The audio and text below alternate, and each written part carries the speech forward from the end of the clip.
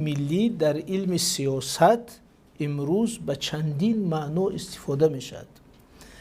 عموما در زبان اگر شما بینید حداقل 3 معنای بسیار روشن مفهوم ملی هست و ما باید انتخاب کنیم که کدام آن رو در سخنرانی امروز وقتی ما ملی میگوییم در نظر داریم.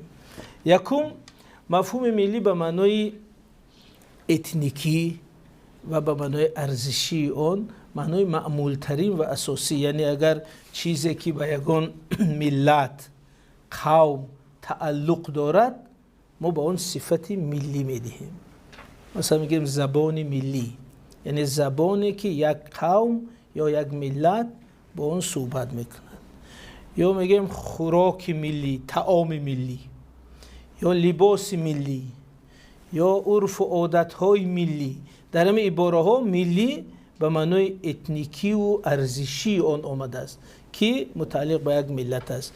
اگر شما گویید که مثلا آشخانه خوراک‌های ملی، همین دقیقاً در ذهن شما تلقین میکند که در اونجا آش هست، سمبوسه هست، شوربا هست، آشخانه ملی. در اینجا ملی به معنای اتنیکی و ارزشی، یعنی متعلق به یک ملت، متعلق به یک قوم، متعلق به یک خلق. این معنای بسیار رایج ملی است. و اصطلاح دولت ملی هم در وقتی آفریده شدنش محض به همین معنای ملی هست. زیرا اولین دولت هایی که به نام دولت های ملی یا دولت ملت ها یا همین اصطلاحی که در علم سیاست هست نیشن استیت، یعنی دولت ملت آفریده شده بود وقتی به وجود آمد که مثلا فرانسوی ها، انگلیس ها، آلمانی ها دولت های خود را همچون واحد های مستقل از امپریا، مستقل از کلیسای مرکزی جدا کرده همچون دولت خاص خود نام گذاشتن. و دولت ملت این نوع دولت بود که متعلق به یک ملت یا در اساس یک ملت، و برای همین یک اصطلاحی ملت معین کننده یا ملت دولت ساز، ملت تیتولی هم خیلی از تا اصطلاح بود. بنابراین دولت ملی هم از ابتدا به معنای دولتی خاصی یک ملت با وجود آمد. و در همین اصطلاحات اگر به طور علمی اگر بگیم، یعنی دولت ملی شکل عالی خود معین کنی یک ملت، شکل عالی سیاسی خود معین کنی یک ملت. مثلا یک درجه ها زینه های تشکل ملت هست که اون یک بحث جدا است. 8 دیدگاه به ملت هست، ولی دیدگاه از همه عنعنوی که ما عادتا استفاده میکنیم همین معنای اتنیکی و نژادی و قومی آن هست. و همین دولت های ملی اول هم به همین معنا بودن و خصوصا در عصر تا میانه عصر 20 دوره است که ملت دقیقاً به همین معنا فهمیده میشد. و دولت های یا جمهوری های آسیای مرکزی در سال 1924 هم طبق نظریه دولت ملت آفریده شدند. حتی ببینید که در نام همین جمهوری ها نام ملت ها گذاشته شد: تاجیکستان، ازبکستان، قرقیزستان، قزاقستان، ترکمنستان. یعنی نظریه همین بود که هر یک ملت یا قومی موجوده این منطقه دولت خود را، دولت متعلق به خود را دارد که منفعت ها و روحیه همین ملت را افاده میکند. خب این معنای عنعنوی. اکنون معنای دوم و نسبتا نوی کلمه ملی یا اصطلاح ملی این است که امروز کلمه ملی یا اصطلاح ملی معنای بسیار دیگرتری، معنای سیاسی حقوقی گرفته است که اون دیگر معنای متعلق به قوم یا ملت را نمیگیرد، بلکه بیشتر معنای دولتی، عمومی ملی یا سراسری، دارای اهمیتی کشوری، مرکزی، بسیار مهم. یعنی در علم سیاست امروز وقتی ملی میگیم یعنی که دولتی، مهم، مرکزی، اساسی. شما ببینید اینا برای که همین اصطلاح دقیقاً فهمیده شود میگیم بانک ملی. بانک ملی متعلق به یگان ملت نیست که در اونجا فقط ازبک ها پول گذارن یا تاجیک ها پول گذارن. بانک ملی یعنی بانک دولتی و اساسی و مرکزی. خب یا میگیم دانشگاه ملی.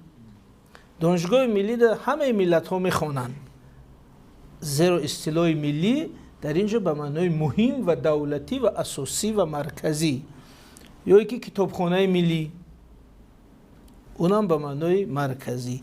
از این رو اصطلاح ملی در زبانی علمی سیاست و جامعه شناسی امروز معنای اساسی، دولتی، مهم و مرکزی را میدهد که دیگر اون معنای اتنیکی خود را کمی ترک کرده به این معنا کوچید.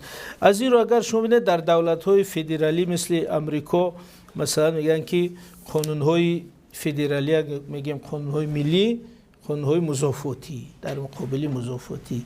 یا در کشورهای همین اونیتری یگانه مثل تاجیکستان هم مثلا میگه مجلس ملی، مجلس ملی، منفعت‌های ملی، امنیت ملی.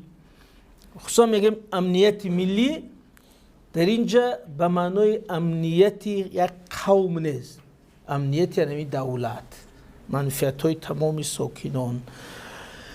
و اینا ما یک حجت مهم داریم، استراتژی ملی مبارزه با اکستریمیسم، مقاومت با اکستریمیسم و تروریسم. خب در همه اینا کلمه ملی به معنای دوم یعنی مهم، دولتی، مرکزی، اساسی، عمومی ملی استفاده میشه.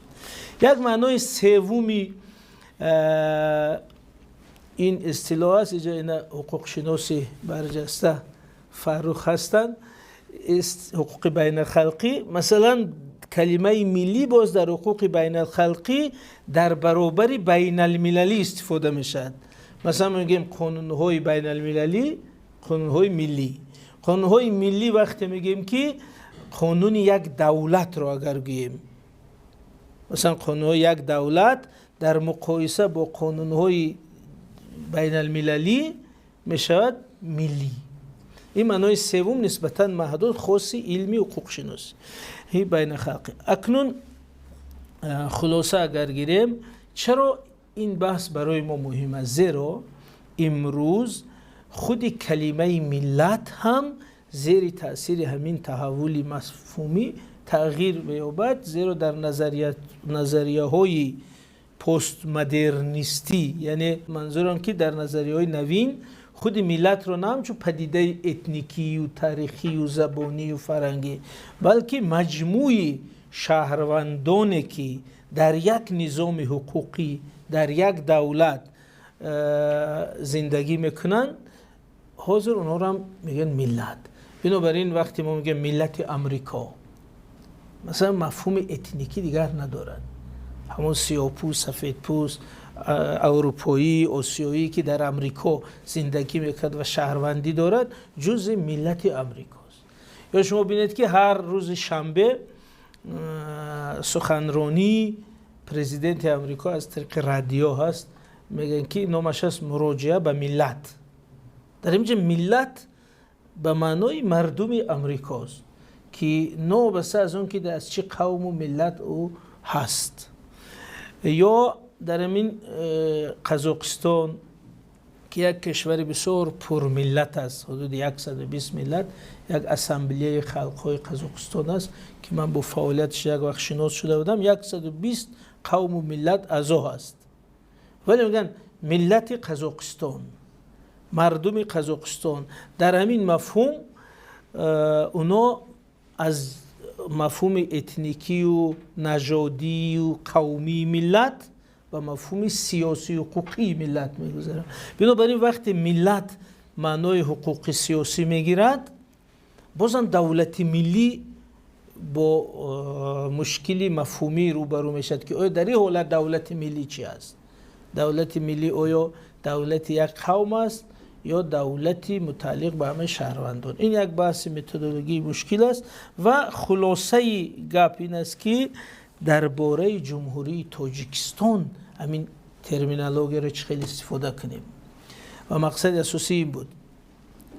درباره جمهوری تاجیکستان من همچون از بس که مسئله حساس است، من گویم که نظری خودم این است که یعنی ما بیشتر به مفهومی اتنیکی و ارزشی ملت باید نزدیکتر باشیم، زیرا تمامی منفیت‌های ملی ما همچون ملت طلب میکند که ما همچون ملت در حالی تشکلیابی هستیم، دولتداری ما نوپوه است، بسیار وظیفه های ملی داریم که باید حل شود.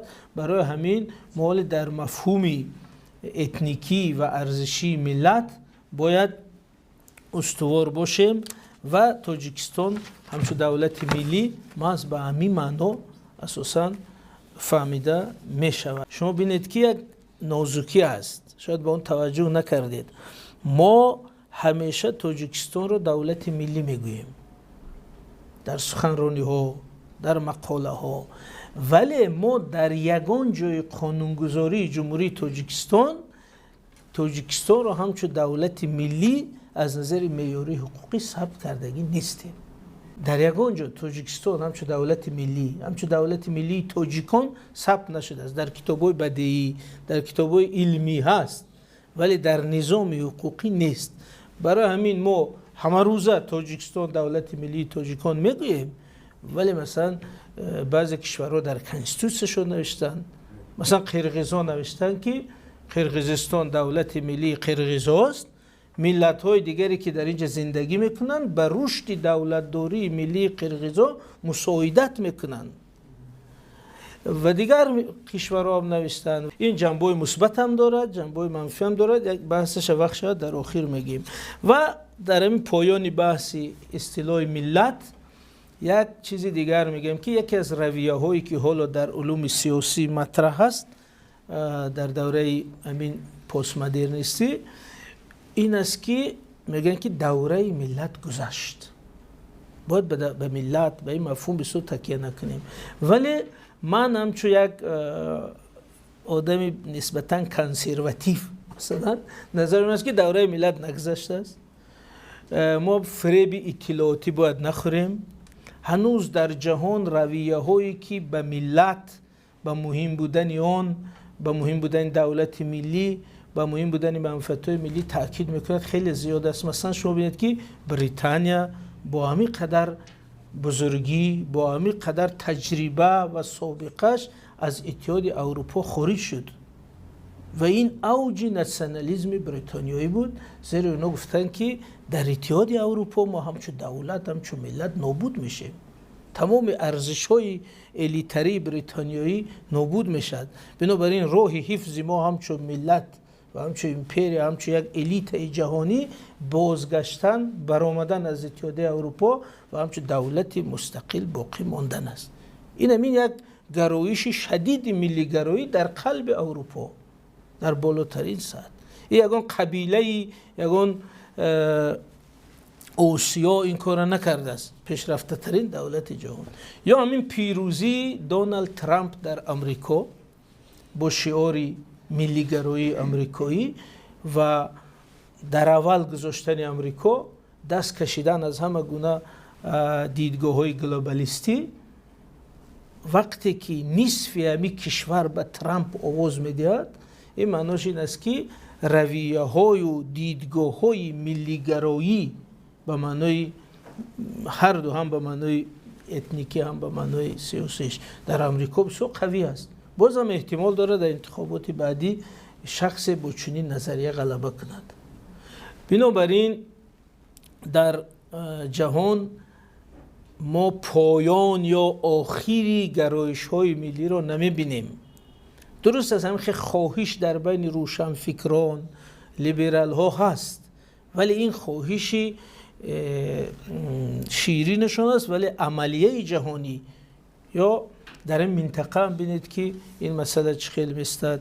ما اگر در مقابل اینا بسیار لیبرالی عمل کنیم که برای ما فرق ندارد، عاقبت های بسیار جدی خواهد داشت. از این رو من میخواستم در آخر همین بخش تأکید کنم که باید و این تخیل گرفتار نشن که دوره ملت گذشت، اکنون همه جهان یک است، یک گلوبالیستای قطعی نشیم و موقع ملی رو حالا حفظ کردن در کل بسیار مهم است.